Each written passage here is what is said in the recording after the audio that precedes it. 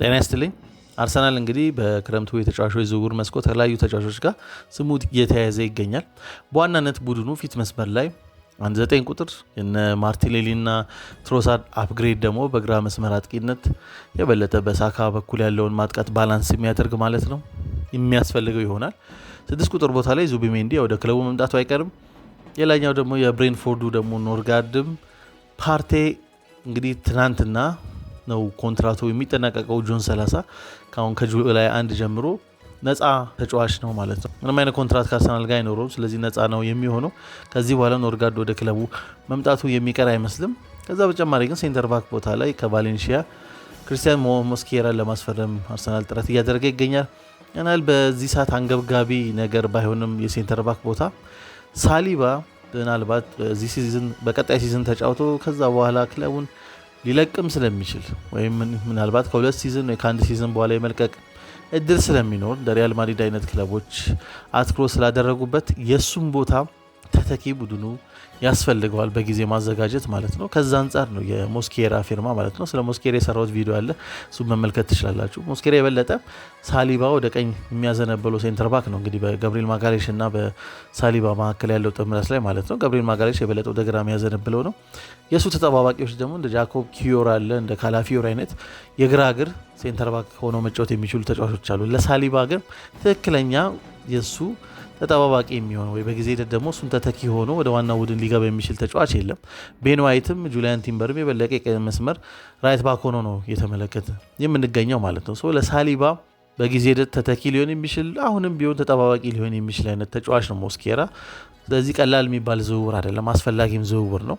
ነገር ግን ይሄ ዝውውር መደረጉ አንድ ነገር ሆኖ ፊት መስመር ላይ ግን የሚያስፈልገው ቦታ ላይ አርሰናል ማስፈረም ይኖርበታል ማለት ነው። በተለይ 9 ቁጥር ቦታ ከነ ቤንጃሚን ሼሽኮ እና ቪክቶር ዮኬሬሽ ጋር ስሙ በተደጋጋሚ እየተያያዘ ነው። እስካሁን የተቋጨ ነገር የለም። ወዴት እንደሚያዘነብልም እርግጥ የሆነ ነገር የለም። የበለጠ ወደ ሼሽኮ ይመስል ነበር። በኋላ ላይ ደግሞ ስለ ዮኬሬሽም አሁን እየተጠቀሰ ይገኛል ማለት ነው።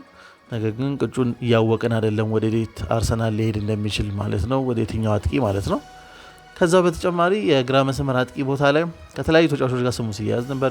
የሮድሪጎ ጉዳይ ያለ ከሪያል ማድሪድ ጋር ሮድሪጎ አሁንም ከክለቡ የመውጣት እድል ይኖረዋል። በተለይ የክለቡ ላይ ምን ያህል አስፈላጊ እንደሆንኩ ማወቅ እፈልጋለሁ ብሎ ነበር። ዣቪ አሎንሶ እንደሚፈልገው ሲገልጽ ተሰምቷል። ነገር ግን በክለቦች ዓለም ዋንጫ እየተመለከት ነው ያለፉትም 2 ጨዋታዎች ላይ አልተሰለፈም። ከዛ በፊት የተሰለፈውም ጨዋታ ላይ የበለጠ የዲፌንሲቭ ሪስፖንሲቢሊቲ ያለበት የበለጠ አይዞሌትድ የሆነ ወደ ቀይ መስመር ወጥቶ ሞሮለስ ከራይት ዊንገር ይልቅ የራይት ዊንግ ባክ አይነት ሚና ያለው ተጫዋች ይመስል ነበር። በጥልቀት ወደኋላ የሚመለስ አይነት ማለት ነው። ይሄ ምቾት ሊሰጠው እንደማይችል በግልጽ መናገር ይቻላል። ምናልባት ከዛ በኋላ 2 ጨዋታዎች አለመሰለፉ የተወሰነ አለመግባባት ሊኖር እንደሚችል መገመት ይቻላል።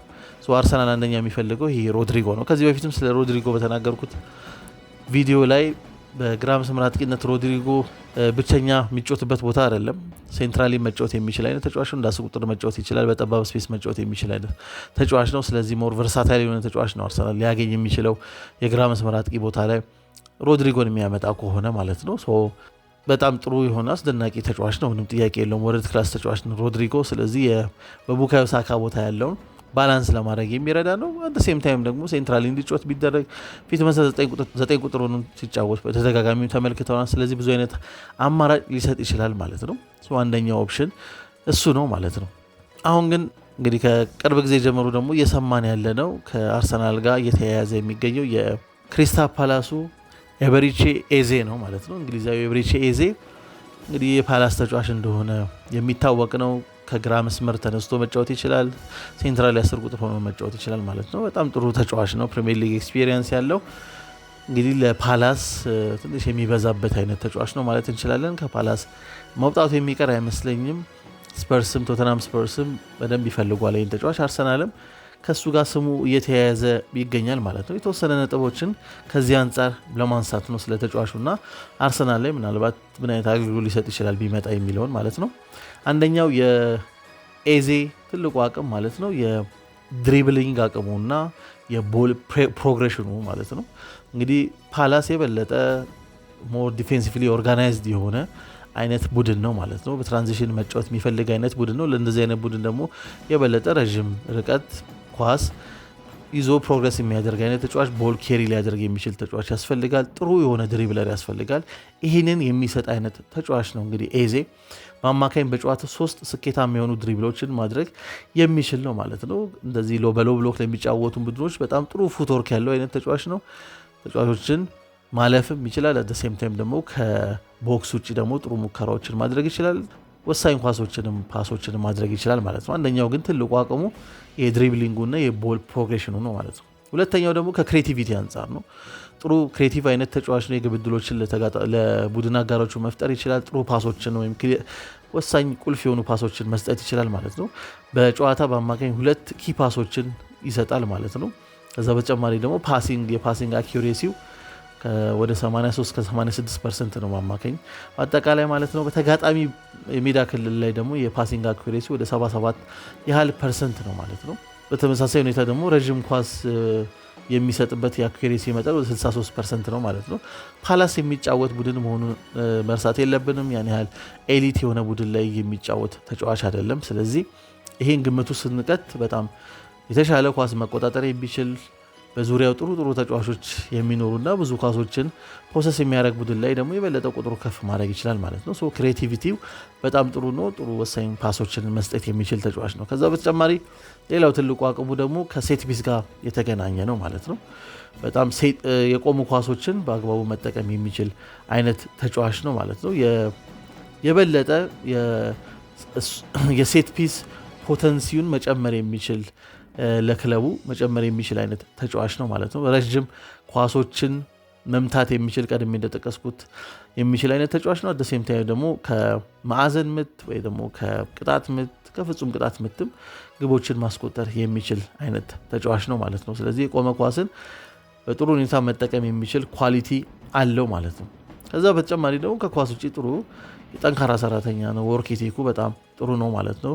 ፖዚሽኒንጉ በጣም ኢንተለጀንት ነው። ቦታ አያያዝ በጣም ጥሩ ቦታ አያያዛለም። ስፔስን የሚረዳበት መንገድም በጣም ጥሩ ነው ማለት ነው።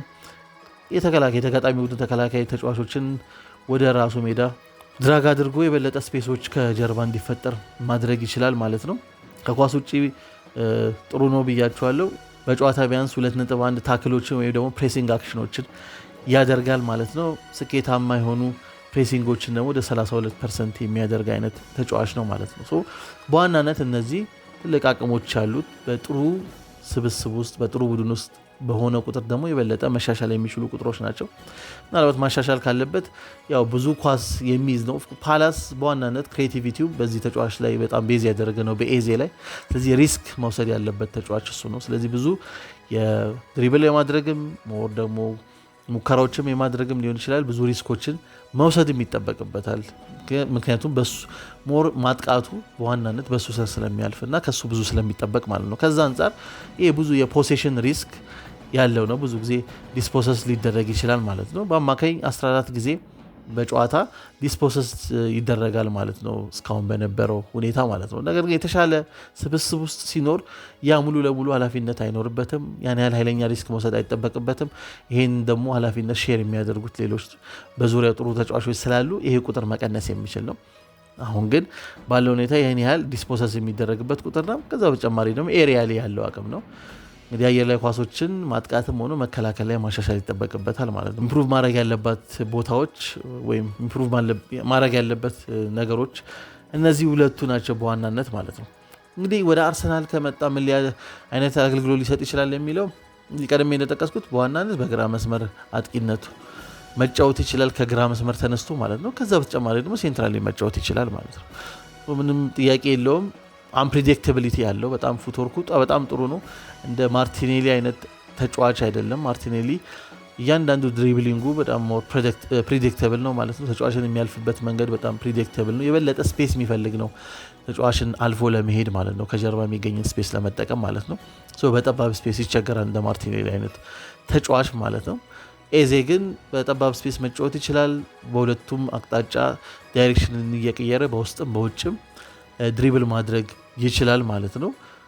ከዚህ አንጻር ይሄን አንፕሬዲክታቢሊቲ በግራ መስመር ላለው ማጥቃት የሚጨምር ይሆናል። ግን ከዛ በተጨማሪ በብዛት ሲጠቀስ የማንሰማው የበለጠ የቡድኑ አሳሳቢ ቦታዎች ፊት መስመር 9 ቁጥርና በግራ መስመር አጥቂነት ስለሆነ እዛ ቦታ ላይ በብዛት በተደጋጋሚ እንሰማለን እንጂ ተጨማሪ ግን አርሰናል የሴንትራል ፕሮግሬሽኑ መስተካከል አለበት ማለት ነው። ወይ ደግሞ ቢቻል እነዚህ ሁለት ቦታዎች ተጫዋች ካስፈረመ በኋላ ምናልባት የኦደጋርድ አፕግሬድ ሊያስፈልገው ይችላል ማለት ነው። የኦደጋርድ አፕግሬድ የሚያስፈልገው ሴንትራሊ ፕሮግሬስ ቡድኑ እንዲያደርግ ነው። ኤዜ የግራ መስመር አጥቂ ብቻ ሳይሆን አስፈላጊም ከሆነ በሴንትራሊ ከሁለቱ ወይም የሃይብሪድ 8-10 ሆኖ መጫወት ይችላል ማለት ነው። የቅይጥ 8-10 ሆኖ መጫወት የሚችልም አቅም አለው ማለት ነው። አንደኛው ቀድሜ እንደጠቀስኩት አንደኛው ትልቁ አቅሙ የኤዜ ሴንትራሊ ፕሮግረስ ማድረግ የሚችል ተጫዋች ነው ማለት ነው። ሴንትራል ፕሮግሬሽን መጨመር ይችላል። አርሰናል ይሄም ስለሚያስፈልገው ይሄ ቨርሳቲሊቲው የበለጠ ለቡድኑ የሚጠቅም ይሆናል ማለት ነው። እዛ በተጨማሪ ነው ትላልቅ ጨዋታዎች ላይ ጥሩ የቢግ ጌም ሜንታሊቲ ነው ያለው፣ ቢግ ሞመንት ሜንታሊቲ ያለው አይነት ተጫዋች ነው። ባለፈው ፌ ካፕ ሲያሸንፉ ለፓላስ ግብ ማስቆጠሩ ድል ያደረጉበትን ግብ ማስቆጠሩ የሚታወስ ነው ማንቸስተር ሲቲ ላይ ማለት ነው። ትላልቅ ጨዋታዎች ላይ የሚጠፋ አይነት ተጫዋች አይደለም ማለት ነው። ትላልቅ ጨዋታዎች ላይ ጥሩ ሆኖ ተመልክተናል በተደጋጋሚ ማለት ነው። ከዚህ አንጻር ለአርሰናል ጥሩ አገልግሎት መስጠት የሚችል ነው ማለት ነው። እኔ በዋናነት ቀድሜም እንደጠቀስኩት አርሰናል በእያንዳንዱ ቦታ ላይ ተጫዋች ማስፈረም ስለማይኖርበት በተለይ ደግሞ 9 ቁጥር ኦብቪየስሊ ማስፈረም ይጠበቅበታል። የግራ መስመር አጥቂም እንደዛው ማለት ነው።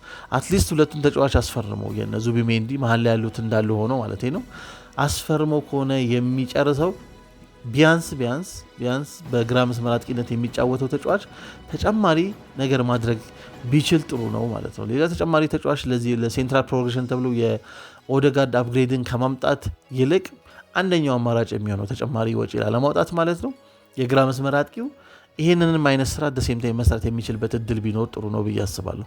ሮድሪጎ ይህን ማድረግ ይችላል። አሁን ኒኮ ዊሊያምስ ጥራት ያለው የግራ መስመር አጥቂ ነው። ኦፍኮርስ ወደ ባርሴሎና ነው መሄድ የሚፈልገው። ሁሉ ነገር ከዛ ጋር ነው አሶሺየትድ እየሆነ ያለው። ነገር ግን ኒኮ ዊሊያምስ ቢመጣም የግራ መስመር አጥቂነቱ ላይ ነው ትልቅ አቅም የሚጨምረው።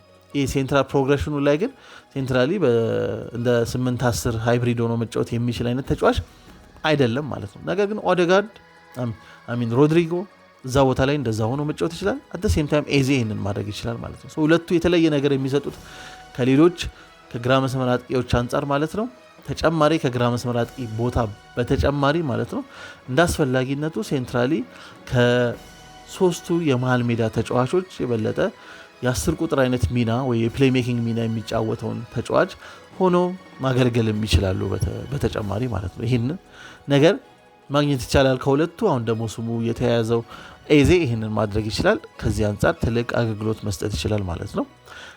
ያን ያህል ሞር የጠነከረ ነገር እየተመለከትን አይደለም። ነገር ግን እየጠነከረ ከሄደ ፖቴንሻሊ ካየነው በጣም ጥሩ ተጫዋች ነው። ለሚገኝበት ፓላስ የሚበዛ አይነት ተጫዋች ነው። ፕሪሚየር ሊግ ኤክስፒሪየንስ በደንብ አለው ማለት ነው። ስለዚህ ምናልባት የተሻለ ኢንቫይሮንመንት ላይ ደግሞ ከሆነ ከዚህ የተሻለ አቅሙን ማሳየት የሚችልና ትልቅ ነገር ኮንትሪቢዩት ማድረግ የሚችልበት እድል ሰፊ ነው ብዬ አስባለሁ ወደ አርሰናል ከመጣ ማለት ነው። እናንተ ከዚህ አንጻር ስለ ኤዜ እና ወደ አርሰናል ቢመጣ ምን አይነት አገልግሎት ይሰጣል ከሚለው አንጻር እስኪ ምን ትላላችሁ? በኮሜንት መስጫው ላይ ሀሳባችሁን አስፍሩልኝ። ከዛ በተረፈ እንግዲህ ላይክ፣ ሼር፣ ሰብስክራይብ አድርጉ። የበለጠ ብዙ ቦታ እንድንደርስ አድርጉ። ለምትሰጡኝ አስተያየት ሁልጊዜም ከልብ አመሰግናለሁ። መልካም ጊዜ